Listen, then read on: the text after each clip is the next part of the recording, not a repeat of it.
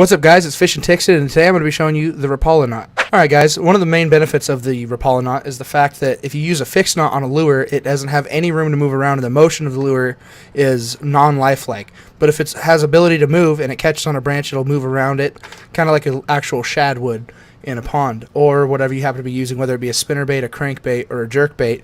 You can also use it for crappie jigs or soft plastic worms too, or even a drop shot if you want. I mean, it just is a good knot, and it's a lot harder to break than a fixed knot because the teeth don't rub up against two lines, they rub up against one.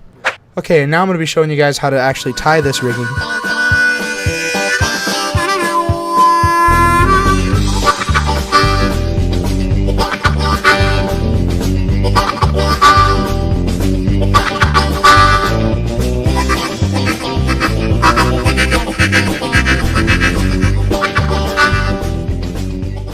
Alright guys, the reason I'm using a carabiner in this really thick braided rope, it's actually butcher's string for tying roasts and stuff. The reason I'm using the carabiner and combined with this is it's a lot harder to show you with fishing line and a hook when I could just show you the larger scale, so that when you do it at home you can actually follow along with your hook and line, and it'd be a lot easier to follow on a bigger set of items, so you don't get lost and confused, and you can actually see whether the rope goes over or under. I'll try to explain it as best I can as I go. So the first thing, we're going to get this out of the way real quick because we don't need it for now.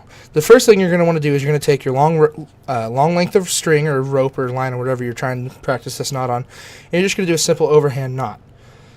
Just something you do, you know, like when you first start tying your shoes. Just an easy little loop, just one tiny knot, and then so that's pretty much it for this step. And then what you're going to want to do is you're going to take this end and you're going to pass it through the eye of the hook, and then you're going to run it back through over the first part and under the second part of the overhand knot, so you get this little loop going right here. Okay, now what you want to do is you want to take this tag end and you're going to want to wrap it over and then under and then over and then under a few times, probably like 5 or 6. Once you've done that, you're going to have the overhand knot down lower than this loop that you've created. You're going to want to feed the tag end through, back, over this end, and then you're going to want to put it under the little loop that you just made with your tag line right here. You're going to want to feed it through that and pull it through, and then pull it tight, and then you're just going to trim your excess. And what this does, this is the Rapala knot, you've done it.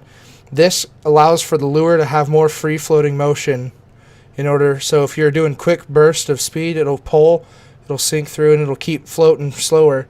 And then when you pull again, it'll take it a second to actually initially start pulling the lure again. So you can get more motions where you pull it really fast and then you stop pulling, but it'll still float a little bit, and then you'll start pulling it and it'll jerk again. And that'll attract mostly for bass, and you can do it with a rooster tail. You can use a panther martin. Those are the spinnerbaits you can use for like trout. You can use crankbaits, jerkbaits, jigs of any kind. This is a really good knot, and it's good if you have if you're fishing with children. You can do this to connect it to your little snap swivels, where you unclip the swivel like so. You could just take the loop, like you could tie up a bunch of these with hooks on the end, on what would be this end of the line for your leader. You could just do pre-made leaders to where you just take the loop, feed it through your swivel, and then just put bait on this hook end, and you're done. And then they just have to cast out and fish, and everybody has a good time. But that's pretty much going to do it for this episode. I'm going to try to do a knot a day, or maybe 2 or 3 knots a day. I don't know. Depends on how much time I have after work. But I'm going to try to get you guys a little bit more educational videos on knots, because, I mean, they'll save you in the long run. Alright, Fish and Tixit signing off. See you guys next time.